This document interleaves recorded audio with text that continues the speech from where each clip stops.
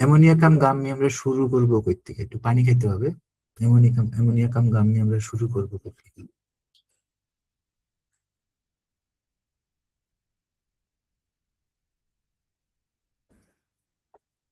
তো chronic respiratory state যেটা হয়, এটা হচ্ছে বয়স্ক রোগীদের দীর্ঘস্থায়ী লম্বা সময় ধরে ব্রঙ্কাইটিস।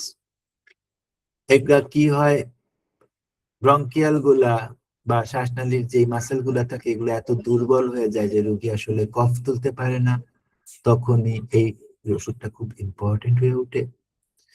এই ওষুধটা তখনই কাজ করে যখন আহ রুগী গলার ভিতরে ব্রঙ্কাইতে ব্রঙ্কিয়াল এরিয়াতে শ্লেষা জমে, প্রচুর পরিমাণ মিউকাস জমা শ্বাসকষ্ট প্রচন্ড আকার ধারণ করে এবং রোগীর শরীরে সেটা বের করার মতন তেমন কোনো শক্তি থাকে না।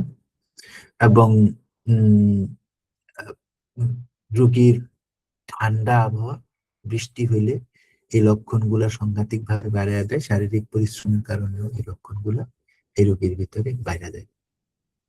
এই রোগীর এই ওষুধের একটা অত্যন্ত ইম্পর্টেন্ট বৈশিষ্ট্য আছে। এই ওষুধের বৈশিষ্ট্য হচ্ছে এটা ক্যালিসালফের মতো কফ তরল করে না।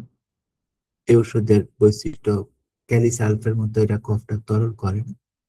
এটা যেটা করে, এটা কফটার যে কোয়ান্টিটি আছে এটা কইরা কমায় দিয়া এটা শ্বাসনালীকে নিউট্রাল করতে চেষ্টা করে।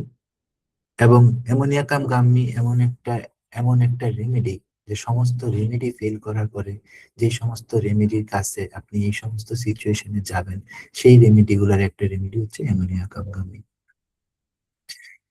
ক্লিনিক্যালি দেওয়ার সময় রোগী প্রচন্ড রকম শারীরিকভাবে দুর্বল থাকে, সাধারণ সর্দির থেকে অনেক বেশি দীর্ঘস্থায়ী এক ধরনের অসুস্থতার মধ্যে ভুগে।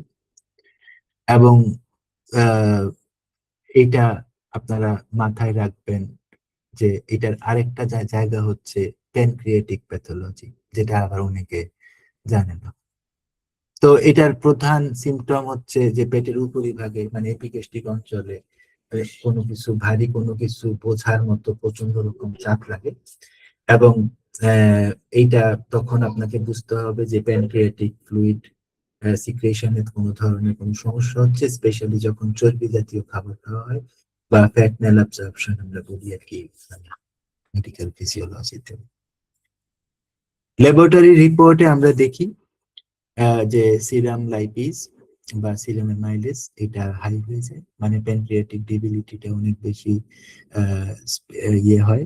সরি সরি, ল্যাবরেটরি রিপোর্টে আমরা দেখি সিরাম লাইপেজ বা সিরাম অ্যামাইলেজ লো হয়, একদম লো হয়ে থাকে, মানে প্যানক্রিয়াটিক ডিবিলিটিটাকে বোঝায়।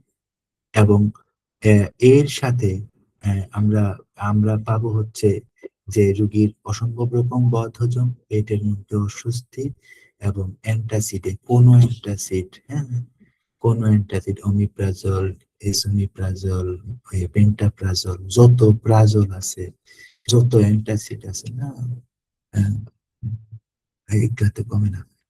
মানে পিপিআই ড্রাগ যেগুলো আছে, পিপিআই তে কমে না।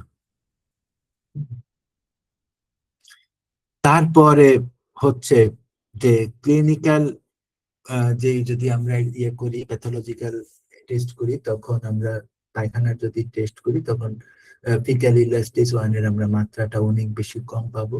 তার মানে হচ্ছে প্যানক্রিয়াস তার কাজ করতে পারতেছে না। এবং আমাদেরকে মনে রাখতে হবে প্যানক্রিয়াটিক অস্থিরতা, প্যানক্রিয়াটিক বড় ধরনের কোনো রোগী প্যানক্রিয়াটিক জটিলতার দিকে যাচ্ছে, তখন এই ওষুধটা লক্ষ লক্ষ টাকা অ্যালোপ্যাথিতে খরচ করে আসলে যে রেজাল্ট দিবে, এই 30 টাকা, 40 টাকা, 50 টাকা দামের এই ওষুধটা আপনাকে সেই রেজাল্ট এনে দেবে।